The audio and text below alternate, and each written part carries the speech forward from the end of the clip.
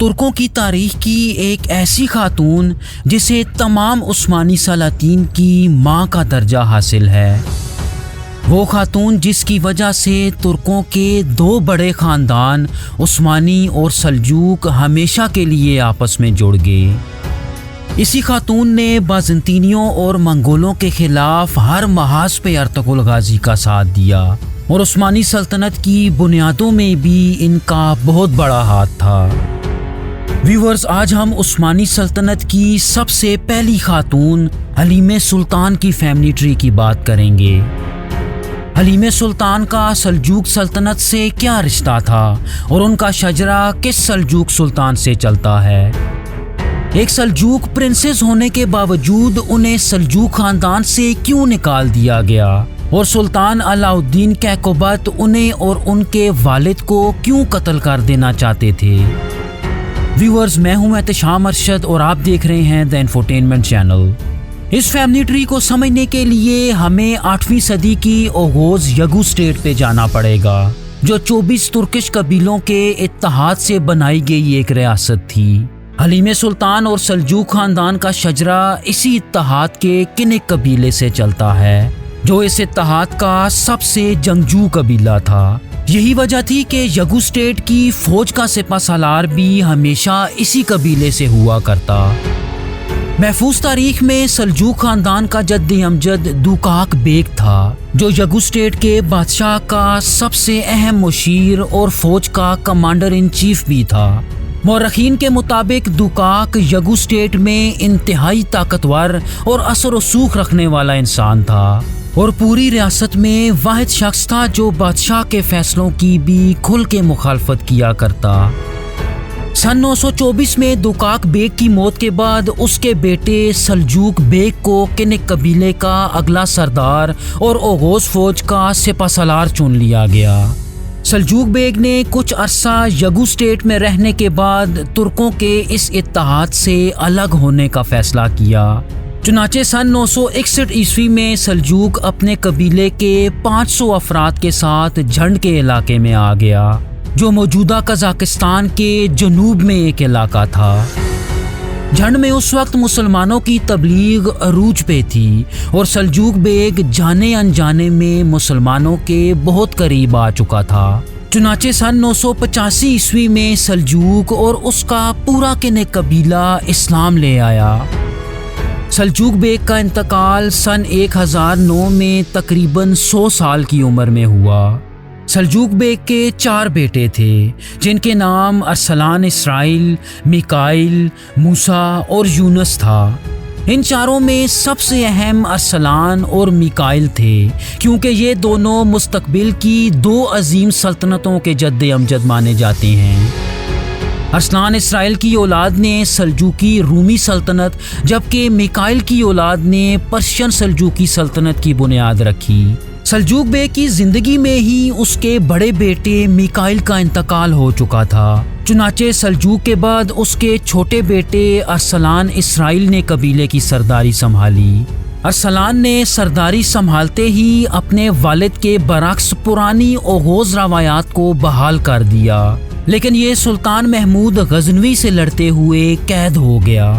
ارسلان کے بھتیجے طغرل اور چغری بیگ نے ان کی رہائی کی بہت کوشش کی، لیکن یہ دونوں ناکام رہے۔ چنانچہ ارسلان اسی قید کے دوران انتقال کر گیا۔ ویورز، چونکہ حلیمہ سلطان کا شجرہ ارسلان اسرائیل سے چلتا ہے تو ہم اسی لائن میں یعنی سلجوق آف روم کی لائن میں رہیں گے۔ چنانچہ حلیمہ سلطان کے شجرے میں ارسلان کے بعد ان کا بیٹا کتلمش آتا ہے۔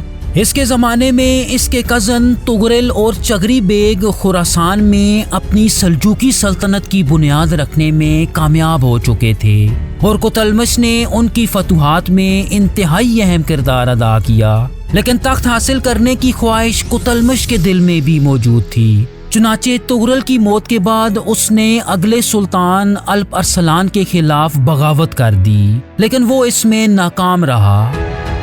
اس کے بعد اس کے بیٹے سلیمان I نے بھی اس بغاوت کو جاری رکھا اور وہ اس میں کامیاب بھی رہا۔ چنانچہ الپرسلان کی وفات کے بعد سلیمان ون اناتولیہ یعنی موجودہ ترکی کے علاقوں پہ کنٹرول حاصل کرنے میں کامیاب ہو گیا اور یہاں اپنی سلجوقی رومی سلطنت کی بنیاد رکھ دی۔ چنانچہ اب دا گریٹ سلجوقی سلطنت دو حصوں یعنی سلجوقی رومی اور پرشین سلجوقی سلطنت میں تقسیم ہو چکی تھی۔ سلیمان ون کی موت کے بعد اس شجرے میں سلیمان کا بیٹا کلج ارسلان ون تخت نشین ہوا۔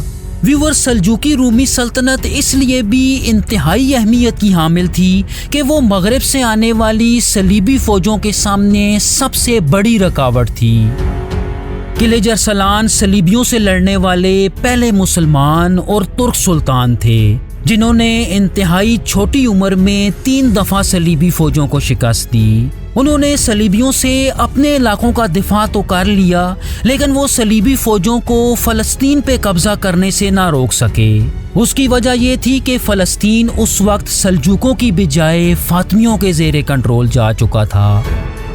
چنانچہ صلیبی فوج نے بہت آسانی سے فاطمیوں کو شکست دے کے فلسطین پہ قبضہ کر لیا۔ مسلمانوں کی اس شکست کی سب سے بڑی وجہ یہ تھی کہ چونکہ سلجوق سنی مسلمان تھے اور فاطمی ایک شیعہ سلطنت تھی، چنانچہ یہ دونوں صلیبیوں سے لڑنے کے ساتھ ساتھ آپس میں بھی لڑ رہے تھے، جس کا بھرپور فائدہ صلیبیوں نے اٹھایا اور فلسطین پہ قبضہ کر لیا۔ کلج ارسلان اپنے ایک کزن ملک شاہ کے بیٹے محمد تاپار سے لڑتے ہوئے دریا میں ڈوب گئے۔ ان کے بعد ان کے بیٹے ملک شاہ تخت نشین ہوئے جنہوں نے بازنطینیوں سے جنگ بندی کر لی اور بازنطینیوں کے فتح کیے گئے تمام علاقے واپس دینے کا ایک معاہدہ بھی کر لیا، لیکن اس معاہدے پہ کبھی عمل درآمد نہ ہو سکا کیونکہ ملک شاہ کے بھائی محسود نے انہیں معزول کرتے ہوئے خود تخت پہ بیٹھ گیا۔ محسود کے دور میں دوسری صلیبی جنگوں کا آغاز ہوا اور انہوں نے 2 دفعہ صلیبی فوجوں کو شکست سے دوچار کیا۔ ویورز، یہاں دلچسپ بات یہ ہے کہ اس دور میں رومی سلجوقی سلطان تو بہت کامیابی سے اپنی سلطنت کا دفاع کر رہے تھے، لیکن دوسری طرف پرشین سلجوق سلطنت اپنے خاتمے کے کگار پہ تھی اور انتہائی ٹوٹ پھوٹ کا شکار تھی۔ چنانچہ حلیم سلطان کے شجرے میں محسود ون کے بعد ان کے بیٹے کلج ارسلان II آتے ہیں، جن کے دور میں تیسری صلیبی جنگ کا آغاز ہوا، جس میں ایک طرف پورے یورپ کی فوجیں اور دوسری طرف ایک کردش شیر سلطان صلاح الدین ایوبی تھے۔ چنانچہ کلج ارسلان نے اس جنگ میں سلطان صلاح الدین ایوبی کا ساتھ دیا۔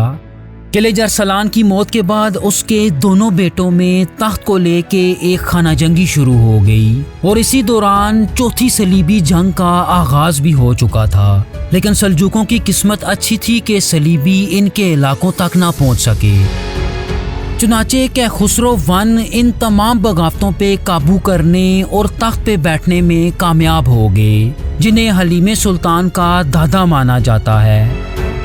مورخین لکھتے ہیں کہ ان کی ماں بازنطینی نسل سے تھی اور ان کا بازنطینی سلطنت میں آنا جانا بھی لگا رہتا تھا، اسی لیے ان کے بارے میں ایک عجیب بات آتی ہے کہ یہ ایک ہی وقت میں مسلمان اور کرسچین بھی تھے، مطلب یہ دونوں مذاہب کو فالو کیا کرتے۔ کیخسرو ون نے ایک بازنطینی شہزادی دولت خاتون سے شادی کی، جن سے ان کے 3 بیٹے کیکس ون، علاء الدین کیقوباد ون اور مظفر الدین نعمان پیدا ہوئے۔ کیخسرو ون کی وفات کے بعد ان کے بڑے بیٹے کیکس ون تخت نشین ہوئے۔ کہا جاتا ہے کہ کیکس ون اور کیقوباد ون اپنے والد کی طرح ڈوئل آئیڈینٹیٹیز رکھتے تھے، مطلب یہ دونوں بھی ایک ہی وقت میں مسلمان اور کرسچین بھی تھے۔ یہی وجہ تھی کہ کیکس ون نے تخت نشین ہونے کے بعد سلطان صلاح الدین ایوبی کی بجائے صلیبیوں کا ساتھ دیا۔ ان کے بعد ان کے دوسرے طاقتور بھائی علاء الدین کیقوباد نے سلجوق سلطنت کی بھاگ دوڑ سنبھالی۔ انہوں نے سن 1220 میں تخت نشین ہوتے ہی تخت کے تمام امیدواروں کو قتل کرنا اور ملک بدر کرنا شروع کر دیا۔ شہزادے نعمان جو کہ حلیم سلطان کے والد تھے، تینوں بھائیوں میں سب سے زیادہ کمزور اور چھوٹے تھے، جنہوں نے کبھی تخت پہ بیٹھنے کی خواہش ظاہر نہ کی۔ لیکن اس کے باوجود انہیں بھی ان کے پورے خاندان کے ساتھ ملک بدر کر دیا گیا اور پھر انہیں قتل کرنے کی پلاننگ بھی کی گئی۔ ویورز، اس جگہ سلطان کیقوباد کی ڈوئل آئیڈینٹی کچھ اس طرح بھی پروو ہوتی ہے کہ شہزادے نعمان کو پکڑنے کے لیے سلطان کو بازنطینیوں کی بھی مکمل سپورٹ حاصل تھی، لیکن یہ سب مل کے بھی ان لوگوں کا خاتمہ کرنے میں ناکام رہے، کیونکہ اب یہ لوگ ایک ایسی جگہ پہنچ چکے تھے جہاں ان کا کوئی بال بھی نہ اکھاڑ سکتا تھا۔ یہ لوگ اب ارطغرل غازی کے کائی قبیلے کے مہمان بن چکے تھے۔ شہزادے نعمان کا ایک بیٹا یگت الپ اور ایک بیٹی حلیمہ سلطان تھی۔ یہ دونوں بہن بھائی سلجوق سلطنت میں کونیا کے شاہی محل میں پیدا ہوئے، لیکن شاہی خاندان کی آپسی خانہ جنگی کی وجہ سے یہ لوگ خانہ بدوشوں والی زندگی گزارنے پہ مجبور تھے۔ محل سے نکلتے وقت یگت الپ بہت چھوٹا تھا، اور چونکہ وہ ایک سلجوق شہزادہ تھا تو بڑے ہو کے کسی بھی وقت وہ سلجوق حکمرانوں کو چیلنج کر سکتا تھا۔ یہی وجہ تھی کہ وہ اپنی پوری زندگی ایسے لوگوں سے بھاگتا رہا جو یا تو اسے قتل کر دینا چاہتے تھے یا اپنے سیاسی فائدے کے لیے استعمال کرنا چاہتے تھے۔ شہزادے نعمان کی سب سے اہم اور بڑی بیٹی حلیمہ سلطان تھی، جو ترکوں کی تاریخ کی انتہائی اہم خاتون سمجھی جاتی ہیں۔ یہ سلطان علاء الدین کیقوباد کی سگی بھتیجی تھی اور سلطان نے انہیں بھی قتل کر دینے کا حکم دے رکھا تھا۔